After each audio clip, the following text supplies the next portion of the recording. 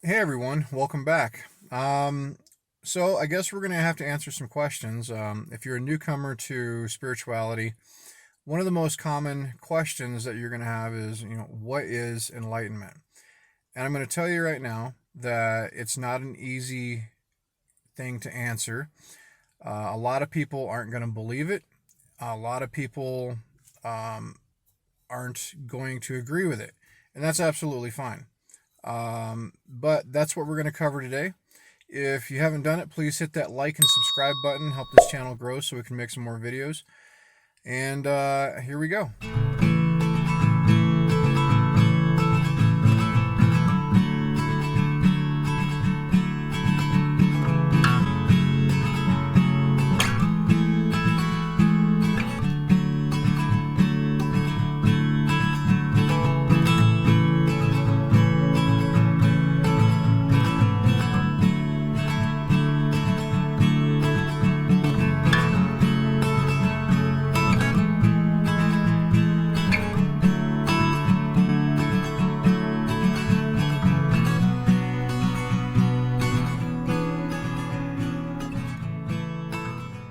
All right. Enlightenment. Enlightenment. That's actually a bit of a nasty word for people who are awake. Um, to call yourself enlightenment or enlightened is literally the first sign of fraud.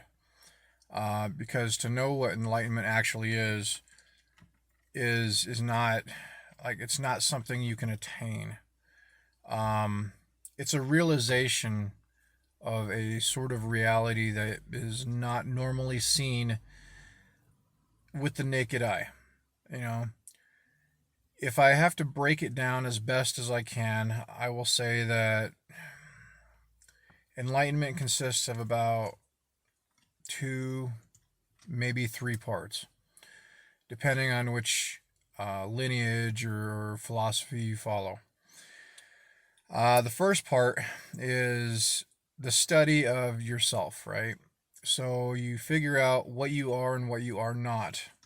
In some Indian traditions, this is called neti neti, not this, not that.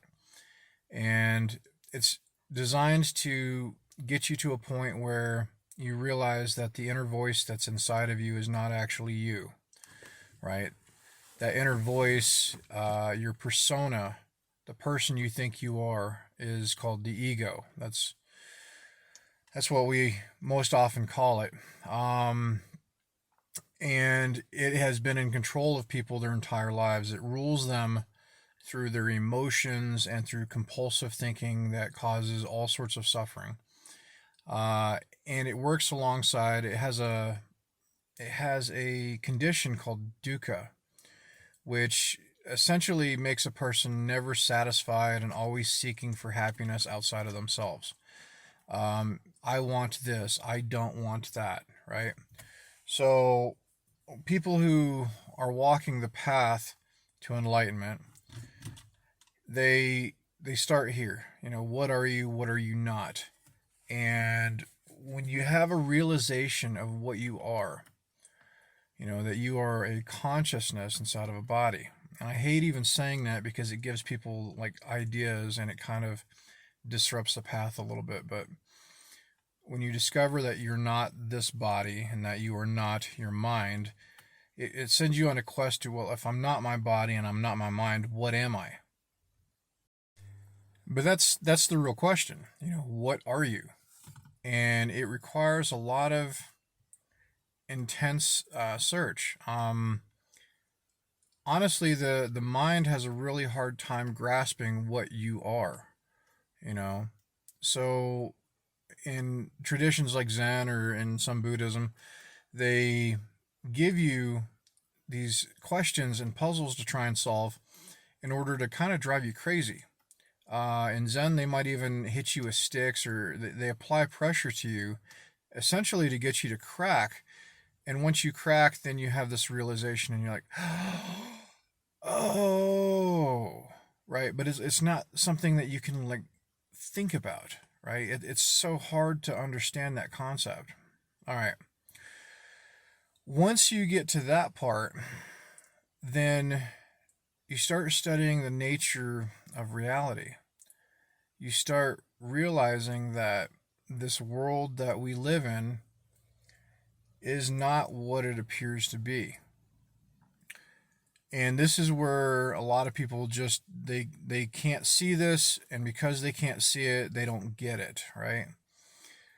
um Essentially, the reality that you see is a form of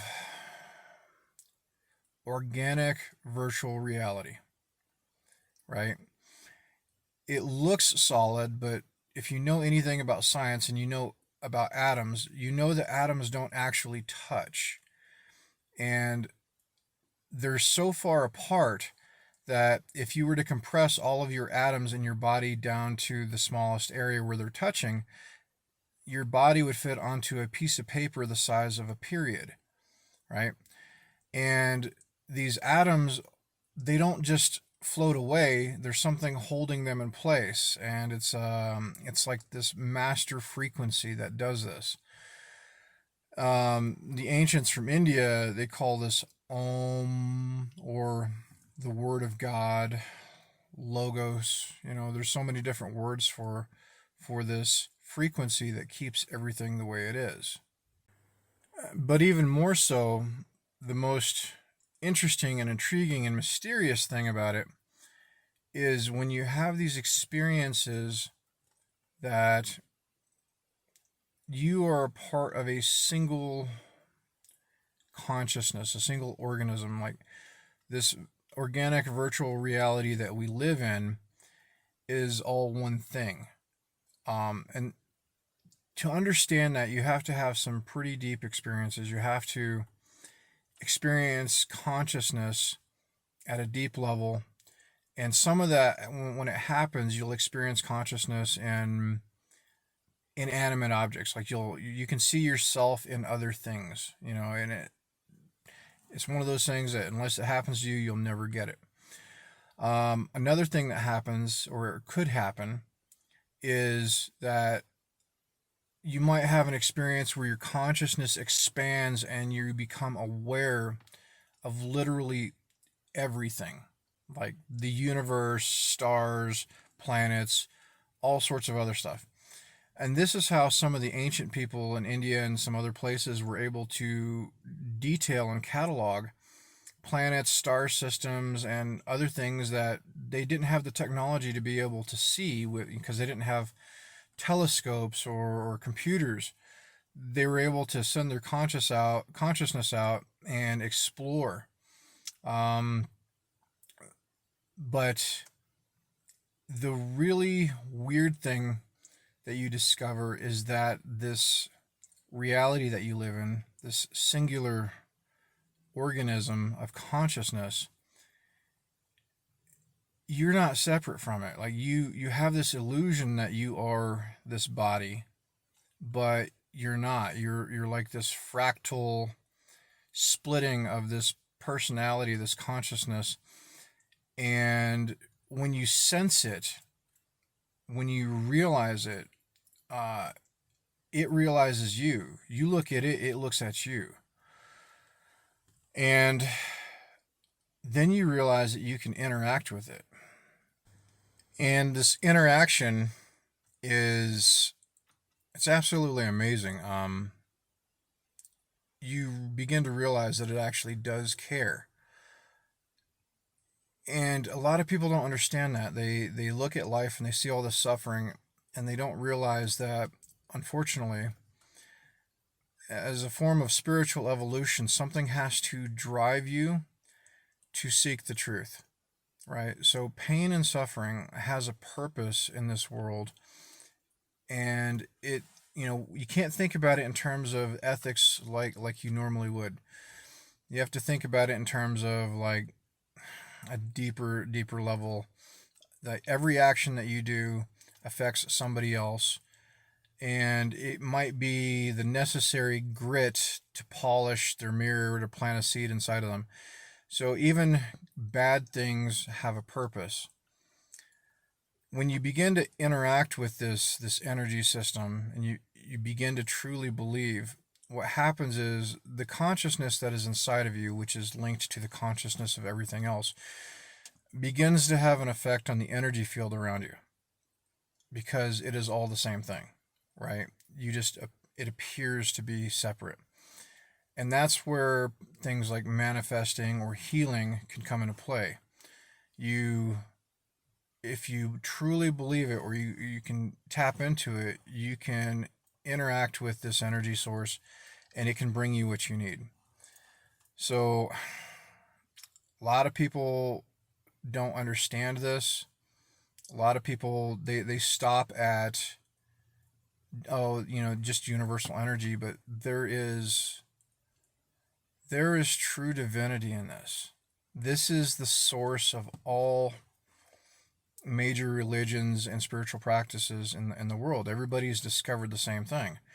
Sure, there are religions out there that have multiple gods, but if you actually study them, you'll realize that there's like this main god, and then there's a bunch of little entities underneath that. And the same thing with like Native Americans or other indigenous religions or spiritual beliefs. So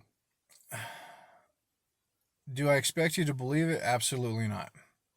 A true spiritual practice, if a person is teaching you properly, they don't want you to believe anything, because that does absolutely no good. There's plenty of people running around the world right now believing so much nonsense but they've never had any true depth of experience. So I'll tell you right now, I don't want you to believe anything I tell you. But I will tell you, and any good teacher will tell you, that if you take some of these practices seriously, you will discover this stuff yourself. All right, so that's it for this question and answer session. If you have any questions or comments, please leave them in the comments below. And if you haven't done so, please hit that like and subscribe. And there's even that bell notification icon that'll let you know when the next video comes out. I'm going to try and get at least one video a week out. And honestly, you guys are the ones who are driving the videos. What questions do you have? How can I answer this? Because I can only talk about a few things before I run out of ideas. I mean, there's so much that a person can collect in their head. Sometimes it takes a little bit of motivation to be able to drag it out. So send me your questions. All right, everyone. I'll see you next time.